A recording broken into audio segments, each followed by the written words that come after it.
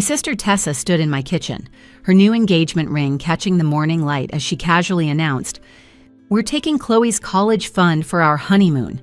Derek and I deserve this after everything we've been through." She said it like she was borrowing a cup of sugar, like she was asking to borrow my car for the weekend. Her perfectly manicured fingers wrapped around the coffee mug I'd bought at Chloe's school fundraiser, the one that said, "World's Best Mom" in faded letters. I watched her drain that coffee, the same way she was about to drain the $52,000 I'd saved for my daughter's future. "It's just sitting there in that account doing nothing," Derek added from behind her, his voice smooth as honey poison. "We'll pay you back double in 3 years. My new development project is going to make us millionaires." My 16-year-old daughter Chloe was upstairs, probably already dressed in her Marine Harbor High School uniform, completely unaware that her aunt and future uncle were downstairs planning to steal her dreams. Every morning for 12 years, I'd transferred money into that savings account. $20 here, $50 there, my entire tax refund every spring. The bonus I got for never missing a day at the veterinary clinic where I worked. "Madison, don't look at us like that," Tessa said, setting down the empty mug with a theatrical sigh. "We're family. This is what family does for each other." What she didn't know, what neither of them knew, was that 3 days earlier, my Uncle Wayne had handed me an envelope that changed everything. Inside were documents about Derek Brennan that would turn their 6-week Bali paradise into the beginning of their worst nightmare. I knew exactly who Derek Brennan really was. I knew about his 3 previous wives. I knew about the FBI investigation.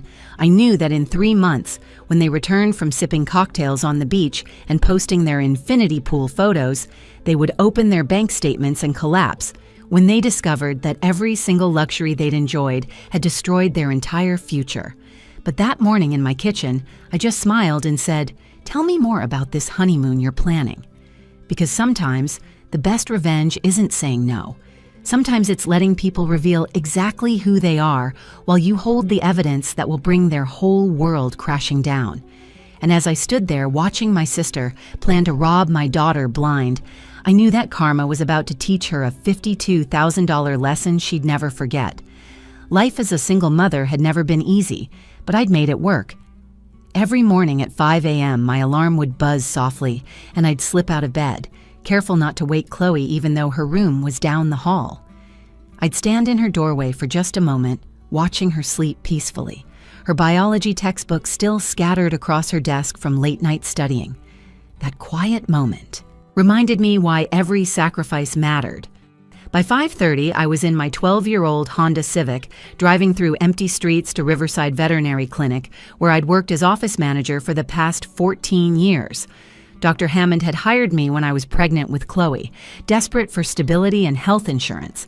Now I ran the entire front office, managing appointments, billing, and keeping the place running smoothly, while Dr. Hammond focused on the animals. "Madison, you're the backbone of this place," he'd tell me during my annual reviews, giving me small raises that I'd immediately calculate into college savings. 3% more meant an extra $40 a month for Chloe's fund. Every penny counted. My lunch breaks were spent in the back office, eating peanut butter sandwiches while researching college programs. Marine biology at UC San Diego cost $32,000 a year. University of Miami was $48,000. Texas A&M was more reasonable at $25,000 for out-of-state students. I had spreadsheets calculating every scenario, every possibility, every pathway to making Chloe's dreams come true. Meanwhile, my sister Tessa lived a completely different life just 20 minutes away in her downtown loft. While I shopped at Goodwill for Chloe's school clothes, Tessa posted photos from Nordstrom dressing rooms. While I drove my aging Honda with 200,000 miles on it, she leased a new BMW every 3 years. The difference? Our parents had given her the down payment for that loft when she turned 25, calling it an investment in her future. When I'd gotten pregnant at 24, they'd given me lectures about responsibility. Madison made her choices. I'd overheard my mother tell her book club friends once, "But Tessa, she's going places. She just got promoted at the dental office, and she's dating this successful real estate developer." That developer was Derek Brennan, who'd swept into Tessa's life 8 months ago at a wine tasting event in the Pearl District. He was everything our parents thought successful looked like. 40 years old with silver touches in his dark hair, always wearing tailored suits, driving a Mercedes he claimed to own outright, talking about property developments and investment opportunities. He treats me like a queen, Tessa gushed at our monthly family dinners, these mandatory gatherings at our parents' house where I'd sit quietly while she dominated the conversation. Last week, he surprised me with a weekend trip to Seattle just because I mentioned wanting to try this restaurant there. Our mother, Ruth, would beam with pride, reaching over to squeeze Tessa's hand. You deserve someone who appreciates you, sweetheart. After all those losers you dated before, finally a real man with ambition. Dad would nod approvingly from his recliner, his eyes lighting up when Derek talked about market trends and equity portfolios. Frank Pierce had worked for the UMBIA Postal Service for 35 years, but he'd always dreamed of being a businessman. In Derek, he saw everything he'd wanted to be. "What about you, Madison?" Derek had asked during one dinner, his tone friendly but probing. "Tessa tells me you're quite the saver. Must be nice having that security." "I saved for Chloe's education," I'd answered simply, catching the look that passed between him and Tessa. "Such a responsible mother," my mom said, though her tone suggested responsible was code for boring. "Though, Madison, you should think about yourself sometimes, too. When's the last time you took a vacation? Went on a date? You're 41, not dead." "I'm focused on Chloe right now," I'd replied, the same answer I'd given for years. The truth was more complicated. Chloe's father, Jake, had vanished when I was 6 months pregnant, leaving behind empty promises and maxed-out credit cards I didn't know existed. I'd spent 5 years paying off his debts while raising a baby alone, learning that trust was a luxury I couldn't afford. Every dollar in Chloe's college fund represented a promise I'd made to myself. She would never feel trapped by circumstances, never have to depend on someone who might disappear. "You're too rigid," Tessa would say, examining her fresh manicure while I helped Mom clear the dinner table. "Life is meant to be enjoyed. Look at Derek and me. We're actually living while you're just existing." I wanted to tell her that existing was making sure your child had a future. Living was watching Chloe's face light up when she talked about marine biology, knowing I could make it happen. But I'd learned long ago that Tessa and I spoke different languages when it came to responsibility and sacrifice. The morning Tessa showed up at my house, I was reviewing college brochures with Chloe at the kitchen table. The UC San Diego booklet was spread open to a page about their marine research facility, and Chloe's eyes were practically glowing with excitement. "Mom, look at this research program," Chloe said, pointing to a photo of students working in underwater labs. "They actually let undergrads work with dolphins and sea turtles. This professor, Dr. Martinez, is doing groundbreaking work on coral reef restoration." That's when we heard the key turning in the front door. Only one person besides us had that key. Tessa walked in like she owned the place, Derek following close behind her, his eyes already scanning my living room like he was appraising it for sale. "We need to talk," Tessa announced, not even acknowledging Chloe as she sat down at our kitchen table, right on top of the college brochures. "Derek and I have made a decision about our honeymoon, and it involves you." "Actually, it involves Chloe's college fund," Derek corrected, pulling out his phone to show me pictures. "Look at this resort in Bali. 6 weeks of absolute paradise. Private villas, personal butler service, cooking classes with Michelin star chefs. We've already put down the non-refundable deposit using our credit cards." Chloe's face went completely pale. "What are you talking about?"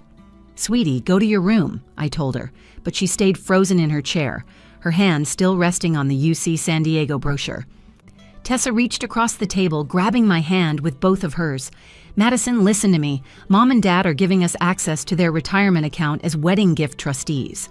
We'll have complete control over their finances. We'll pay you back double in 3 years, I promise. Derek's new real estate development in Beaverton is going to make us millions." "The Riverside Commons project," Derek jumped in, his salesman voice fully activated. 42 luxury condos, already 60% pre-sold. We're talking about a $15 million development. $52,000 is nothing compared to what we'll make." "Absolutely not," I said, pulling my hand away from Tessa's grip. Derek's face turned red, the charming mask slipping for just a moment. "You're being selfish. What kind of sister denies her own family happiness? That money is just sitting in a bank account doing nothing. That money is for Chloe's education. She can get scholarships, Tessa said, waving her hand dismissively. She's smart, or she can take out loans like everyone else. Why should she get a free ride when you and I didn't? Because I've worked for 12 years to make sure she doesn't start her adult life in debt like I did. Tessa stood up abruptly, and I watched her face transform into the crying performance she'd perfected since childhood. Tears streamed down her cheeks on command. I knew you'd do this. You've always resented me for being happy. You hate that I found love, that I'm getting married, that I'm not stuck being a single mother. Aunt Tessa, that's not true. Chloe finally spoke up, her voice shaking. Mom just wants me to go to college. Stay out of this, Chloe, Derek snapped, his friendly uncle act completely gone. This is between adults. Don't talk to my daughter that way, I said, standing up to face him. Your daughter is going to be just fine, Derek said, his voice turning threatening. But you might want to think about your parents. Their house, their retirement, everything they've worked for is about to be under our control. Trustee powers are very broad, Madison. We could sell their house to fund our investment opportunities. We could restructure their retirement for better returns. All perfectly legal. Get out of my house. Fine, Derek said, guiding Tessa toward the door. But remember this moment when your parents need medical care, when they need someone to manage their affairs. Hope Chloe enjoys community college because that's all you'll be able to afford after we're done restructuring the family finances. 3 hours later, my mother called. Her voice was ice cold. Madison, how could you? Tessa's devastated. She called us crying so hard she could barely breathe. We're restructuring our will immediately to make Tessa and Derek the sole executors. If you can't support family, you don't deserve to benefit from it. My father's voice came through the speakerphone. We're disappointed in you, Madison. Very disappointed. That money sitting in a bank isn't helping anyone. At least Tessa wants to create memories, build a life with someone. You're so bitter about being alone that you can't stand seeing your sister happy. Dad, they want to steal Chloe's college fund. It's not stealing when it's family. It's borrowing. It's investing in relationships instead of hoarding money. We didn't raise you to be this selfish. The line went dead. Chloe was crying silently beside me, her college dreams suddenly tangled in family warfare she'd never asked for. That night, I couldn't sleep. Chloe had barely touched her dinner and went to bed early, her UC San Diego brochure still on the kitchen table where Derek had pushed it aside. I sat in the dark living room, staring at the family photo on the mantel from last Christmas. We looked happy, all of us together, before Derek had completely taken over Tessa's life and turned my parents against me. But what haunted me wasn't their betrayal. It was the manila envelope hidden in my bedroom safe, the one Uncle Wayne had given me 3 days before Tessa's ambush. Wayne Pierce wasn't just my father's younger brother. He was the only family member who'd helped when Jake disappeared. He'd fixed my car for free when it broke down, babysat Chloe when I worked overtime, and never once judged me for being a single mother. His plumbing business was small but successful, and more importantly, he had connections throughout the city from 30 years of working in people's homes. Madison, I need to show you something, he'd said when he stopped by the veterinary clinic that Tuesday. His face was grim as he handed me the thick envelope. I hired a private investigator to look into Derek. Something felt off about him pushing for that trustee arrangement with your parents. Inside were photos, documents, court records that made my stomach turn. Derek Brennan wasn't even his real name. It was Derek Brenfeld, and he had a pattern. 3 previous marriages, all to women with family money. Patricia Brenfeld in Phoenix, divorced after her elderly father's retirement fund mysteriously vanished. Jennifer Brenfeld in Portland, whose family's rental properties were sold without their knowledge. Maria Brenfeld in Sacramento, who discovered $60,000 in credit card debt after their honeymoon to Europe. His real estate business is a shell company, Wayne explained, pointing to incorporation documents. The Riverside Commons development he keeps talking about doesn't exist. These pre-sales, he claims, they're fake contracts with made-up names. Wayne, we have to tell Mom and Dad immediately. I tried, Madison. I went over there Sunday with these documents. Your father threw them in the fireplace without looking at them. Said I was jealous of Tessa's happiness, trying to cause trouble because I'm divorced.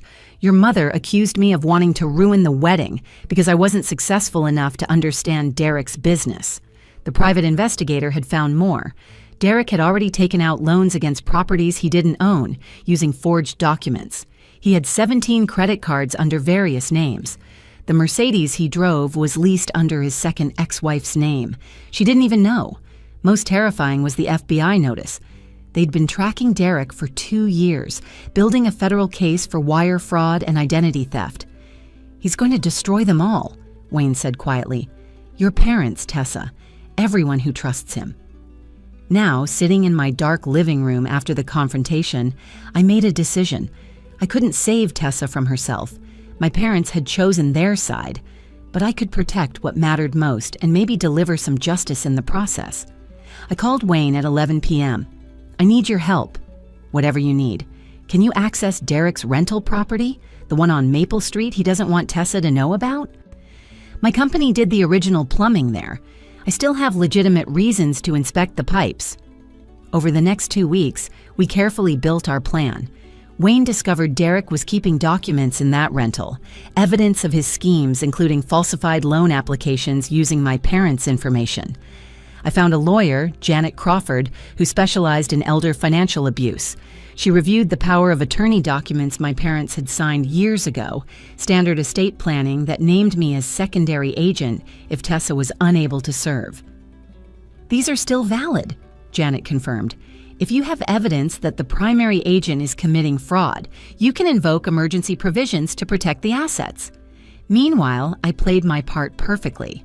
I showed up at the wedding with a forced smile, wearing a dress I'd bought at Ross for $29.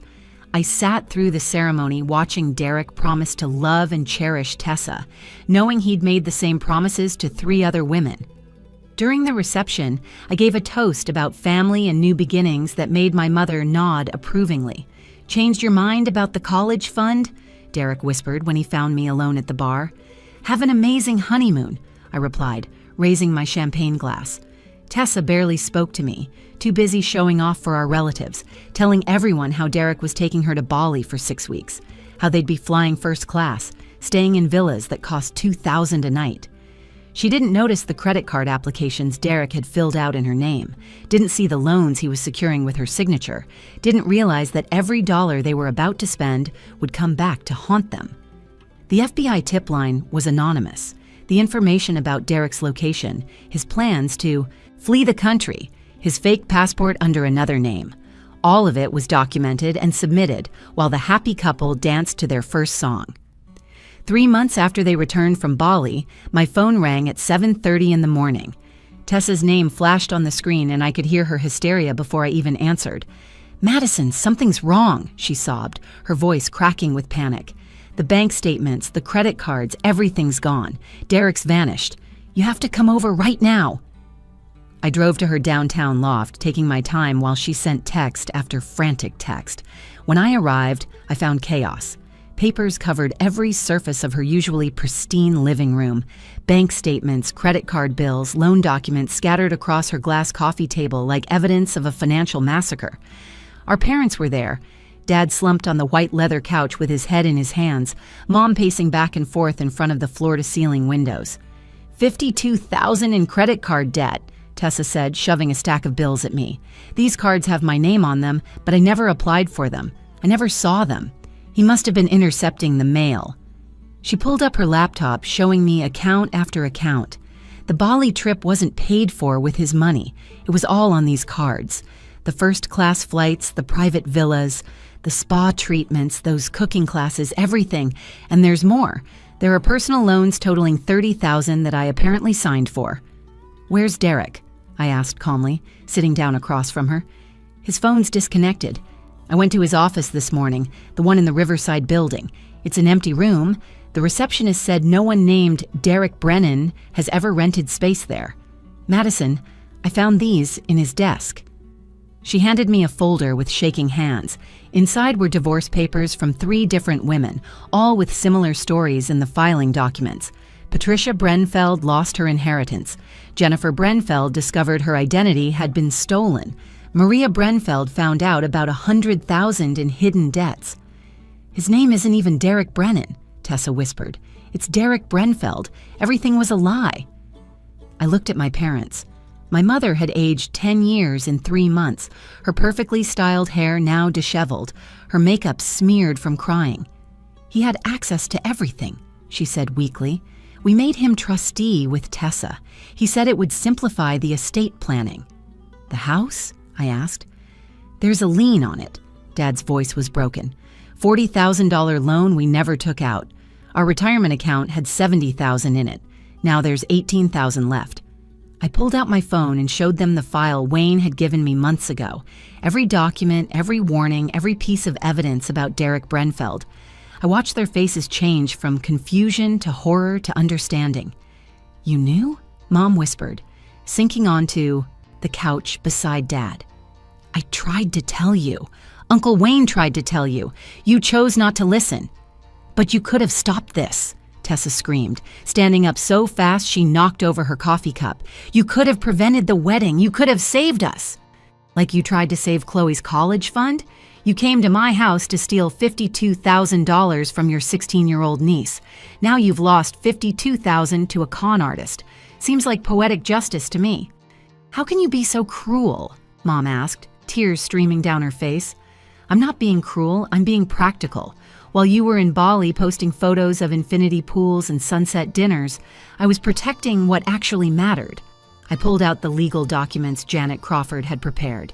2 weeks after you left for your honeymoon, I invoked the secondary power of attorney to protect Mom and Dad's real assets. The house you think has a lien? I transferred it to a trust I control. That $40,000 loan Derek took out? It's secured against nothing. The retirement account that's almost empty, that was a decoy account I helped set up. Your real retirement fund, the one worth $200,000, is safe in a different institution.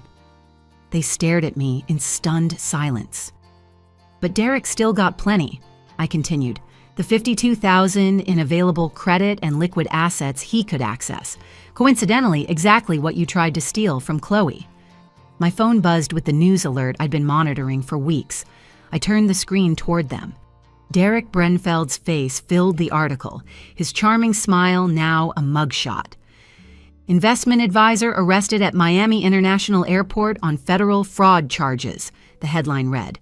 He was trying to board a flight to Costa Rica with a fake passport, I read from the article.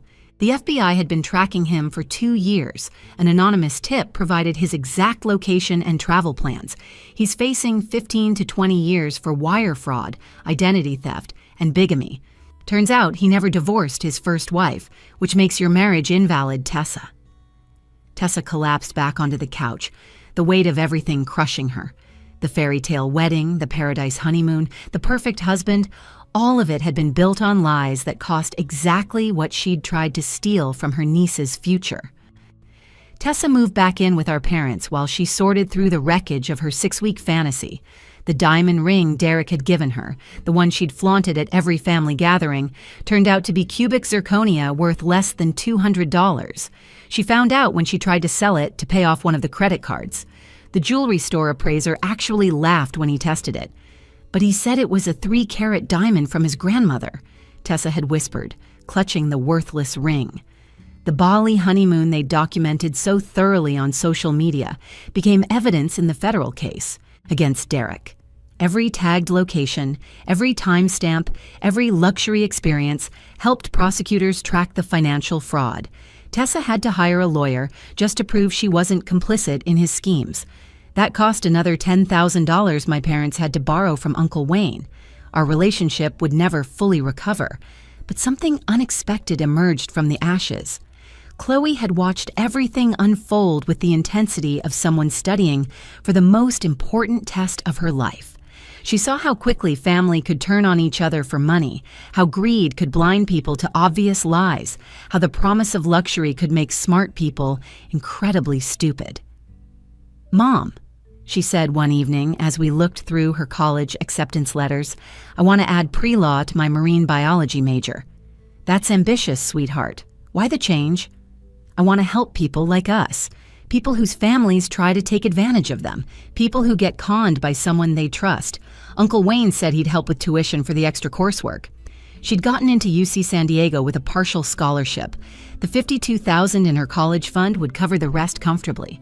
Sometimes when I looked at the acceptance letter, I thought about how close we'd come to losing it all. My parents eventually apologized, though the words felt hollow after everything that had happened. They'd learned that their retirement security came from the daughter they'd dismissed as bitter and selfish, not the one they'd crowned as golden. Sunday dinners resumed after 6 months, but the dynamic had completely shifted. Now Tessa sat quietly while Chloe talked about her classes, her research, her dreams that were actually coming true. "I should have listened to you," my mother said one evening, helping me wash dishes while Tessa sat silent in the living room. "We both should have." "You chose to believe what you wanted to believe," I replied, handing her a plate to dry. "Derek told you what you wanted to hear. I told you the truth." The $52,000 remained untouched in Chloe's college fund, actually growing to $54,000 with interest by the time she started school. Wayne's investigation had cost me $3,000, but it had saved my parents' house and retirement. More importantly, it had revealed exactly who in our family could be trusted when money was involved. Derek's arrest made national news eventually. He was connected to similar schemes in 7 states, with losses totaling over $2 million. His photo appeared in articles about romance fraud and financial exploitation. Tessa had to see it every time she Googled her own name, their wedding photos forever linked to headlines about his crimes. "You could have warned me harder," Tessa said one day, almost a year after Derek's arrest. She'd started working 2 jobs to pay off the debts, her BMW repossessed, her downtown loft foreclosed. "Would you have listened?" I asked. "Or would you have accused me of trying to ruin your happiness like you did when I protected Chloe's fund?" She had no answer, because we both knew the truth. She'd been so desperate to prove she was the successful sister, the chosen one, the golden child who deserved everything, that she'd walked right into a con artist's trap. The saddest part was that Derek had targeted her precisely because she'd bragged so openly about her parents' money, about her sister's savings, about all the assets she thought she could access. Chloe started at UC San Diego the following fall, her tuition paid in full from the fund Tessa had tried to steal. She sent me photos from her first marine biology field trip, standing on a research boat off the coast of La Jolla, her smile brighter than any infinity pool in Bali could ever be. She was learning about ocean ecosystems, studying environmental law, becoming the person she'd dreamed of being. That's when I knew every sacrifice had been worth it. Every thrift store trip, every skipped vacation, every packed lunch instead of eating out. My sister had tried to steal my daughter's dreams for 6 weeks of Instagram-worthy luxury. Instead, she'd taught Chloe the most valuable lesson of all: the people who truly love you protect your future, even when it makes them look like the villain in someone else's story. Derek got 18 years in federal prison. Tessa will be paying off his debts for the next 7. And Chloe?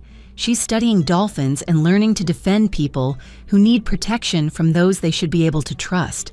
That's worth more than $52,000. That's priceless. If you enjoyed this story, please hit the like button and share it with someone who needs to hear it. Have you ever dealt with family members who felt entitled to your money? Tell us about it in the comments below. And don't forget to subscribe to our channel for more stories about justice, family drama, and the sweet satisfaction of karma. Thanks for watching, and remember, sometimes the best revenge is simply protecting what's yours and letting the truth reveal itself.